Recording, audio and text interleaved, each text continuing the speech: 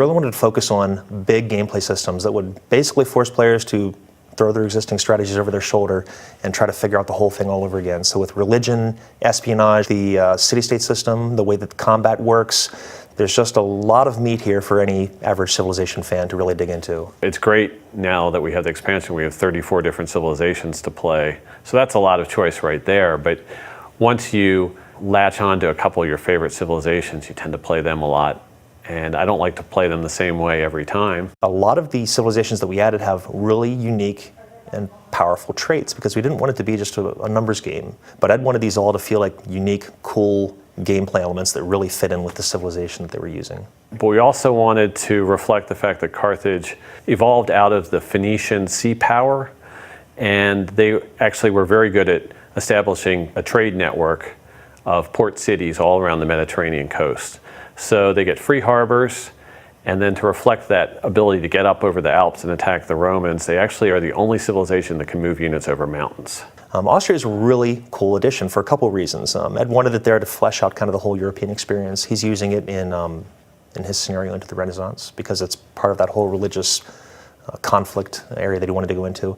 It's got a unique trait possibility that's really interesting. It's called diplomatic marriage that actually allows her to kind of absorb city-states. The Netherlands are an interesting civilization because they're all about trade. During their initial period when the Netherlands was first breaking away from Spain, they were kind of fighting a revolution, and one of the key elements was what they called the sea beggars, which were sort of like naval pirate units that would come in and seize towns and plunder the Spanish port towns along the coast of the Netherlands. And then also to reflect the Netherlands' military and trading might, they have a unique improvement, and that's the polder, which is the filled in land from the sea where you'll see those huge fields of tulips. In terms of a fighting power of the time, I mean, you couldn't necessarily top Attila. We played around with his trade a little bit. We put in some neat and interesting fun things. Like he puts down his capital, it's called Attila's Court. And then he kind of steals the rest of his city names from everybody else in the game. So you might actually see some of those low-lying city names from everybody else's civilizations, and he's taken and he's using them for himself. And naturally, it's another horse culture. It'll fit really well with that whole Genghis feel of things. Now, the cool thing about Ethiopia is it's the only African country that was able to withstand the period of European colonization. So they're the only holdout that was never part of a European colonial empire. And so we wanted to reflect that in their civilization's traits. So we wanted them to be very, very difficult to take out and conquer.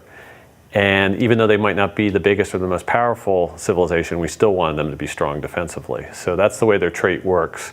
Anytime they're fighting a civilization that has more cities than they do, they get a very, very significant combat bonus. Some of them that have come out before, I hate to admit it, but I play with Boudica of the Celts probably in 7 of every 10 games that I've been playing lately. Boudica's trait is faith-based, so I'm often playing an aggressive religion game. She makes it really easy to play a strong religion game, and they actually get faith from kills. And so if you want to cause trouble early in the game while you're on your road to religion, the Pictish War is the way to do it.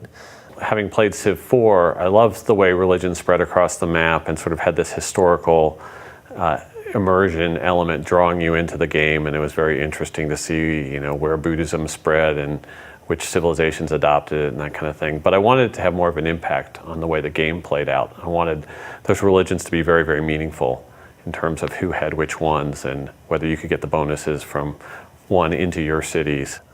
There are other more interesting, unique units in the game as well. I mean, you mentioned Attila. His battering ram is absolutely devastating. He gets it as a spearman replacement.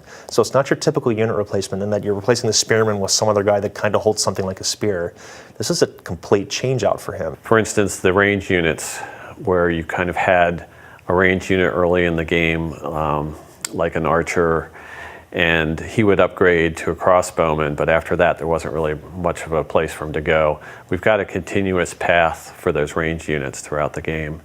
So aside from all the new civilizations that we have, the units, all the content that people generally like to see in an expansion, we also put in a lot of big new systems. I mean, we've overhauled the combat. Obviously religion, I'm sure a lot of people have read about, is a big new system. Espionage.